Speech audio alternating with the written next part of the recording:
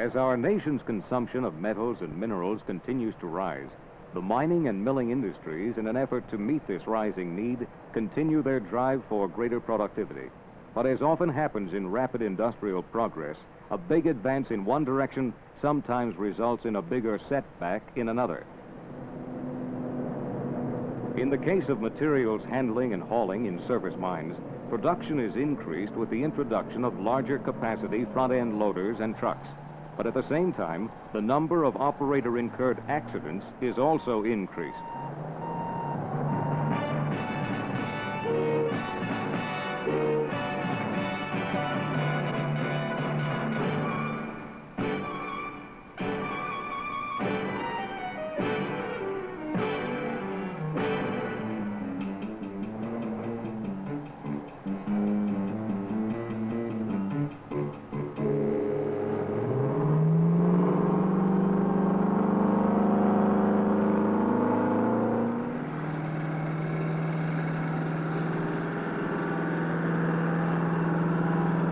Nearly 1/2 of the total surface mine and mill fatalities that occur involve haulage vehicles, such as this front-end loader. From the operator's standpoint, the front-end loader has proved to be one of the most hazardous pieces of equipment being used in the mineral industry today.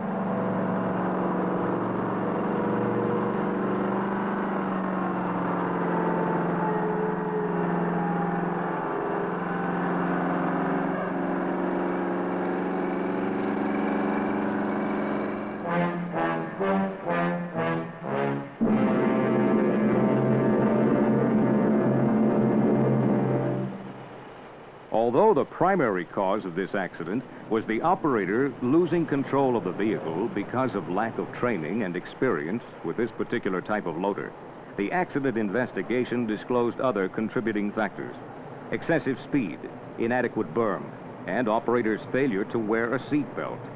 Not wearing the belt greatly contributed to the severity of the accident, turning what might have been an injury or less into a fatality.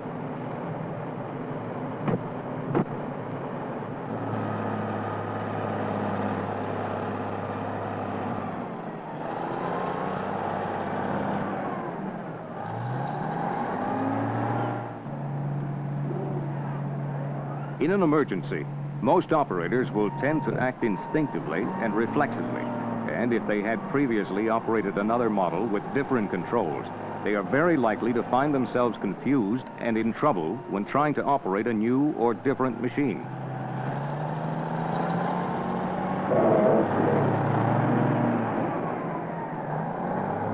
Therefore, it is important that front-end loaders be operated only by persons competently trained and authorized to handle the particular model being used.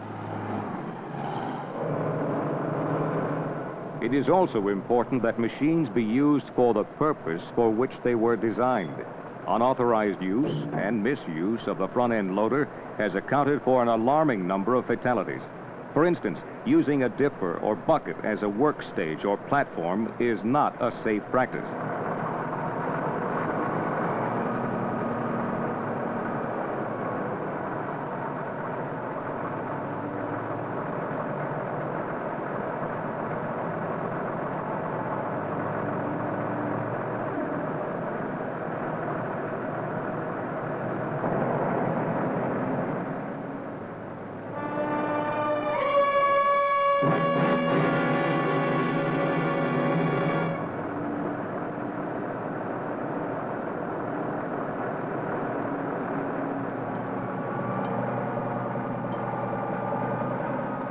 Another example of misuse of a front-end loader is that of pushing other vehicles.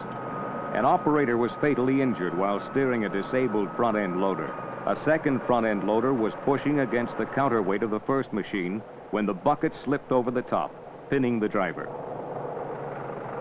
If a loader or other disabled mobile equipment cannot move under its own power, or whenever towing is necessary, a rigid, properly designed tow bar should be used.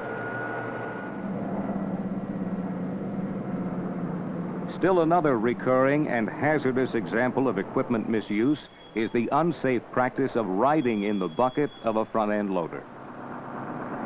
How about a ride in the shop? Sure, hop in. The law and good common sense tell us that men should not ride in buckets or haulage truck beds for the purpose of transportation. Using the loader as a means of transporting men is usually asking for trouble.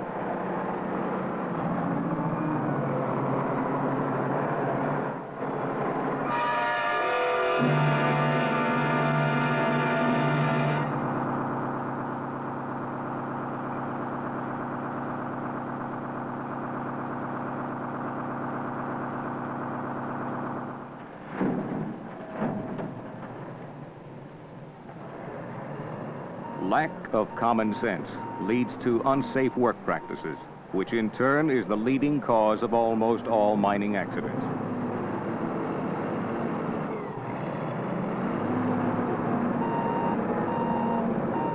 Recently, a front-end loader operator at an open-pit sand and gravel mine was involved in an accident that could only be classified as a case of dangerous work practice.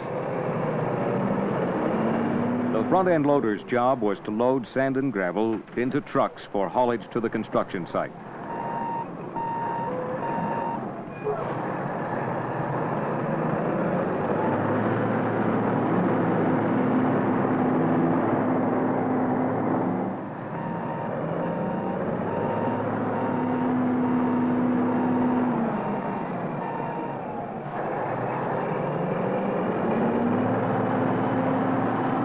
After loading a haulage truck, the loader operator moved his machine toward the high wall, where sand and gravel was mined from a single 35 to 40-foot high bench. Either a bulldozer pushed the material down from the wall, or it was allowed to cave naturally. The loose and unconsolidated high wall was not sloped to the proper safe angle or repose, and therefore was dangerous.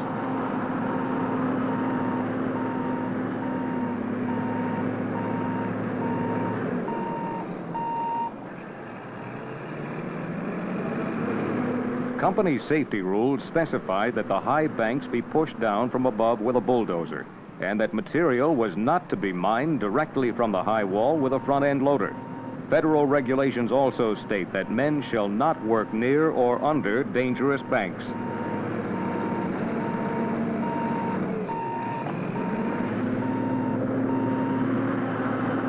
The operator knew the company safety rule against using the front-end loader for mining the high wall, and he should have had enough common sense to stay away from a dangerous bank.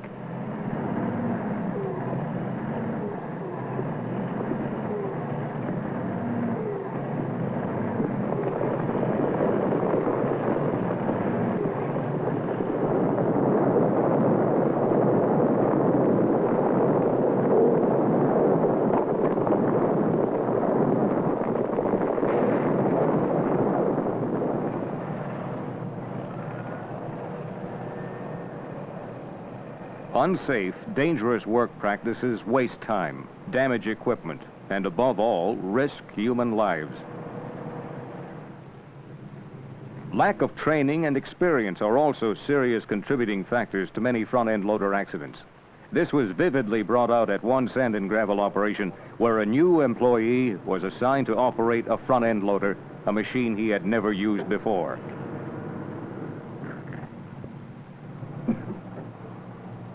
Okay, Ron, here's your starter switch, your bucket controls, this is your rollback, this is your hoist, your transmission, forward, reverse, here's your gear shift on it. You think you've got that? The young man had had some experience as a truck driver and seemed mechanically inclined at handling machinery.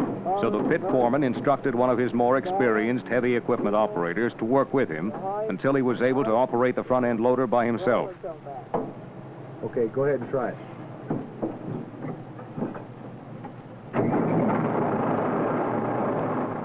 The heavy equipment operator, who had never had formal instruction or safety training on the equipment himself, observed the new man operating the loader.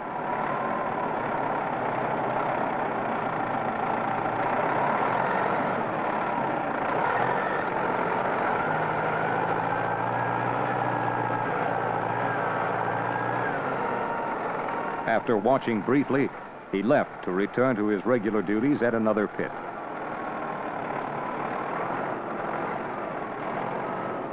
The new operator continued the job of feeding the hopper.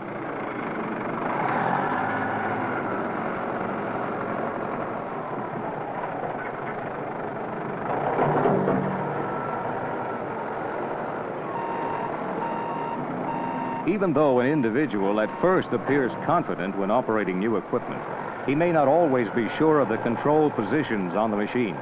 Therefore, at a critical moment, he may, through reflex action, push the controls in the wrong direction, causing an accident. This is the main reason for a thorough training program for drivers taking out equipment with which they are not familiar.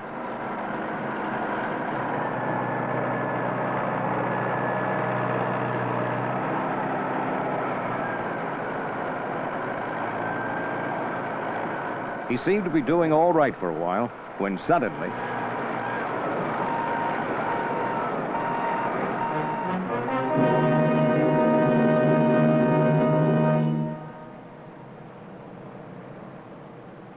Many of the mistakes he made, his failure to maintain control of the vehicle, operating too close to the edge of the ramp, and cutting the wheels too sharply, were due to lack of experience or training in front-end loader operation.